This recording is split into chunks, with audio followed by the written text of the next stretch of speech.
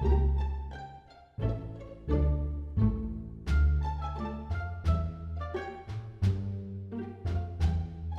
spin the ball. Yeah.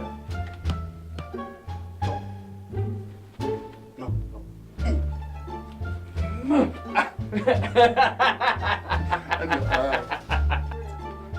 All right, guys, so big news is... Well, yeah, we have some news. We just picked up our biggest sponsor to date, which is Lady Lee.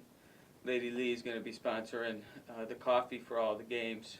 Oh. And we've been out trying to spread the message really to the rural communities because a lot of these farm children's and children's that grow up out in the country, they don't know about tetherball because it's really a city sport. So we've been trying to branch out from the center of Valpo and taking it down to La Crosse Life and Lowell Life and all those other places. Exactly.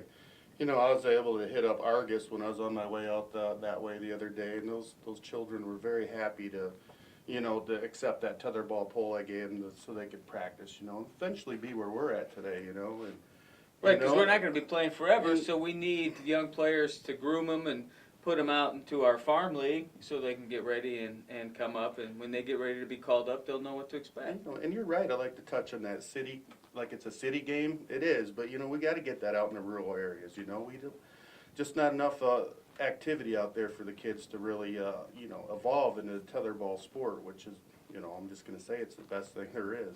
Yeah, I got to agree with Jack on that. Is that people think it is a city sport, and it is, but that's one of the misconceptions that you can't play out in rural areas. And now with all of the modern day technology and all the new tires and concrete pouring and poles that we can make, kids can play this essentially anywhere. Exactly, and it's a great way to recycle tires too. People like to throw them on the side of the roads.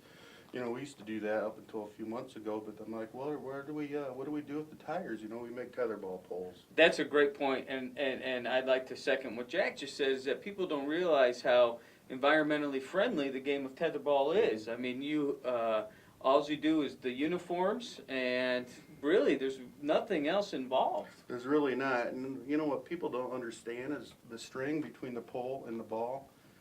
That's expensive. That's a very, very you know, expensive string because it's tight, or a string because it's, you know, woven into a, you know, a certain amount of pounds per square inch to protect, you know, the ball and the pole. Yeah, these and strings, stay people don't attached. realize that these are made. Actually, we get most of our strings from Bangladesh because that's really where the best ones are made. And people don't realize how expensive those strings are. So every year we do an open house fundraiser. And, well, this year we did it for Coach because our coach, Jeff Jacobs, has fallen on some hard times. And so we've been raising money for him because he's always dreamt about taking a trip to St. Louis. So we're trying to raise money for him to go to St. Louis. I'm sorry, I'm laughing at St. Louis. It brings up, you know, I went to college in St. Louis. That's right, I lots of remember, stories yeah. there. But anyways, yeah, it's great you touch base about Coach. You know, Coach, you know, I could use a few little pats on the back here. Right. You know, he couldn't be here today because he's out collecting some old furniture. So. And aluminum cans to recycle because he's got to get to St. Louis. And, you know, I think we all have a dream. Coach's dream is to go to St. Louis. And we just really excited about Lady Lee. They got us all of our new uniforms. And, you know, that's really what we're showing off here today. We got the Tetherball Association headbands. We got the new uniforms, and they actually had our names printed on them, Valpo stuff, with the hashtag of Valpo Life.